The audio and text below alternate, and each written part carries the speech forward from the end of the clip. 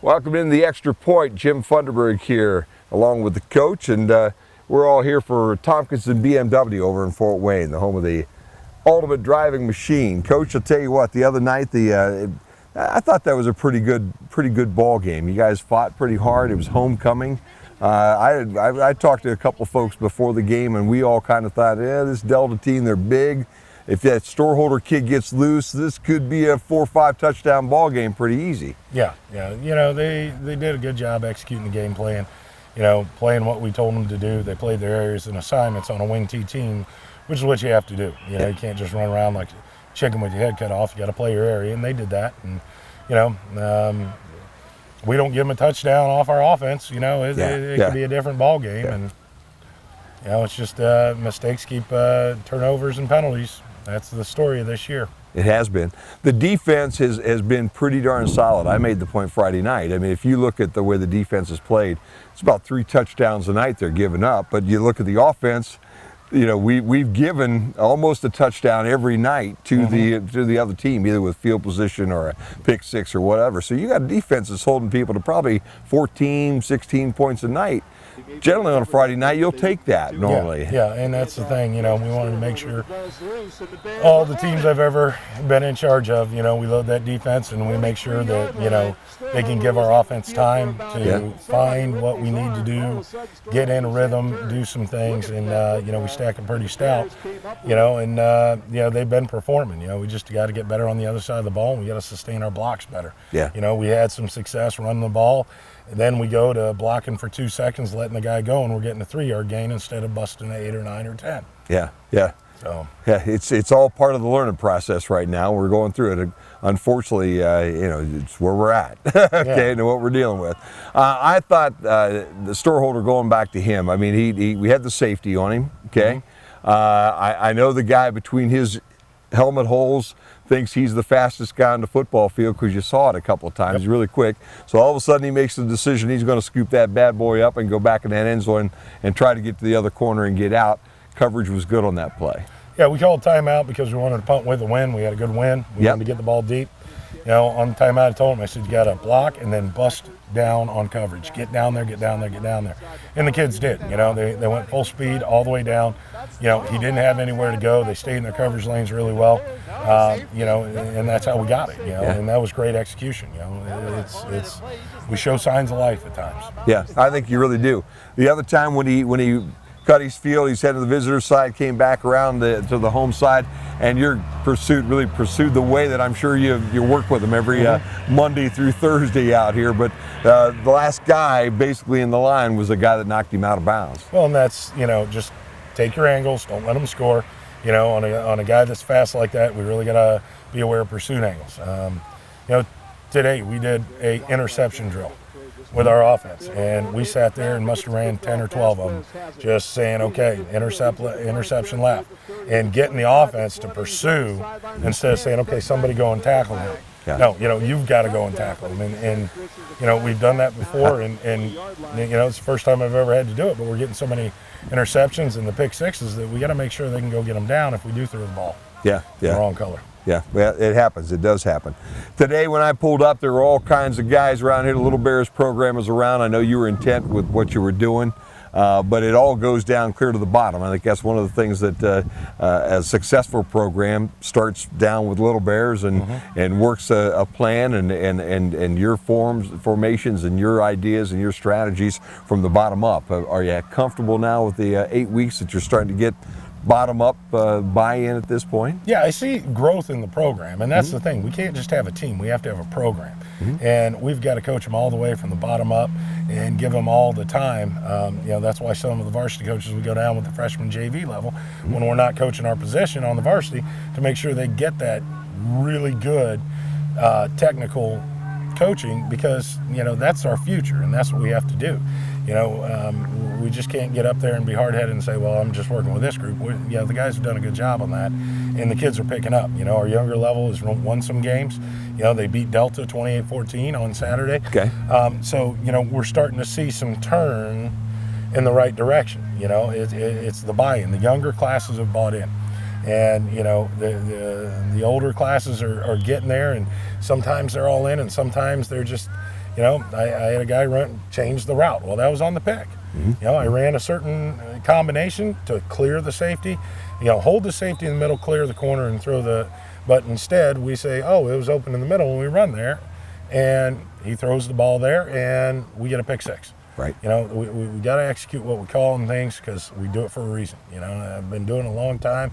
I can look at the defense and tell, and I got to call the plays they're giving us. And even if it's a pass play and we're not doing that great on the passes, if they're going to stack the box and take away the run, we've got to be able to throw and we've got to be able to try it because it gives us the best opportunity to win. Yeah. It's just executing what we call. And that's been our Achilles heel all offense. We rep steps. We rep everything that they need to do. We break down the defenses and say they're going to be in this, this, and this.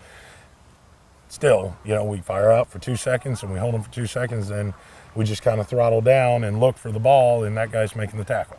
So it's frustrating. Yeah, no, it's got to be. It's got to be. You did have a situation the other night where I thought you ran the ball pretty well. You got the Rittenhouse kid back in, and you had Belts came in even with kind of a bad wheel, but everybody that came in I thought was running pretty hard. Yeah, we tried Belts a little bit, but I don't believe in playing a kid till he's ready, and he wasn't quite ready. And Rittenhouse gives us the inside and the outside run game. Royster's back this week. He's going to play some running back, and the other two are going to play some H and running back as well. And, I told him, I said, your performance this week in practice dictates who starts and gets the majority of the carries. You got to go on the best 11 on the field to give us a chance to win. Yeah, no doubt. Are you pretty happy you're 8 weeks in that you're starting to get a feel for the kids? Because when you started, their brand new faces out there. So that kid's supposed to be a running back and that kid's supposed to be a left tackle. But in your system, they may not be a running back or a left tackle. Are you pretty comfortable you're getting a feel for your guys right now? Yeah, we've got them at the position they need to play. The biggest thing is we're just not getting that consistency. Yeah. And I can't get out there and get in a stance. My eligibility's up. Okay. And I got to coach that kid as best as I can to get him to do it and do it every play. And, that's the biggest thing. It's consistency on the field, off the field, in the classroom, off the field doing what's right because it's right, and consistency in life. You got to go to work every day and you got to perform or else you're going to get fired. Yeah. That's what this game hopefully is going to teach these kids. We may not have a lot of wins, but at least the system and the way I coach, they're going to be held accountable for what they do. And we're trying to get them consistent at what they do. Yeah, no doubt about that. Well, Delta's in the rearview mirror, and we've got a big one coming up with PH. We're going to take a break right now. When we come back, we'll talk about the ball game coming up on Friday.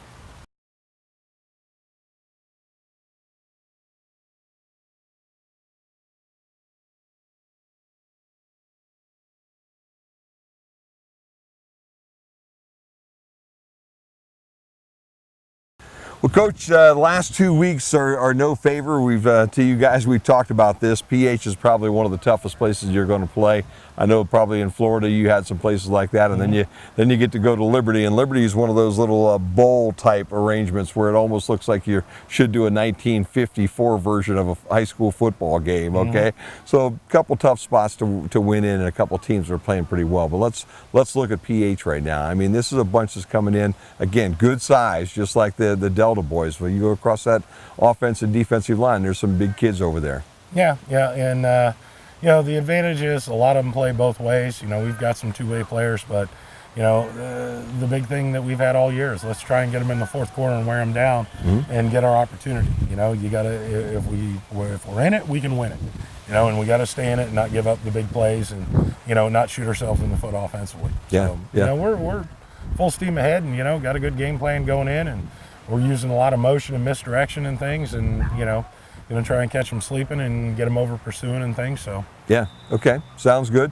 They've got the top running back in the conference, or one of the top in the Johnson kid. Another one of those challenges on a Friday night with that running back spot. Yeah. A lot of people we played have got the guy that can take it 80. If you don't put hats on the ball. And, it's just another week, and, we've played those guys, so we just got to play sound defense and run to the ball and gang tackle. Went from a wing tee last week to kind of a wishbone this week, a whole different look. But a lot of similarities in motion and those types of things, going back to old-fashioned football almost. Yeah, they're going to come in and they're going to try and run and pound the ball and then use some play action and, like I said, we've really looked at it and found some good keys and things that we can give our kids a chance to be successful, and hopefully we can get out there and execute. One of the biggest shockers, I think, to me last week was that Wasion win over Swanton. Okay, I really thought it was going to be a heck of a ball game being played in Wasion, but for Wasion to come out a couple touchdowns ahead surprised me. Yeah, they really got after him, and they're sharpening up at the right time. Usually this last 3-game stretch is when you want to be firing on all cylinders, getting ready for the playoffs. And I think that's they've definitely got the kinks out, and they're starting to roll. Yeah, they really are. Well, we'll head into Friday night. It's going to be a good one. What's the key to winning this one here this week? Well, same thing. I'm a broken record. Yeah. We can't turn the ball over like we have. And, 4th down and short, we got to execute. We can't jump off sides on the goal line. We can't fumble the snaps on a 4th and 1. We've got to do the little things in pressure situations. And, that's the thing, inexperience, even though, we played 8 games, we're still getting some inexperience and, mistakes. And, we've got to cut that out. And, I told them, you guys, you're veterans now. You played a whole season, so let's go. Yeah, no doubt about that. Well, it's Friday night. It's football here on BryanSports.com. We've got the ball game for you right here. Coach, good luck to you. Thank you. You bet.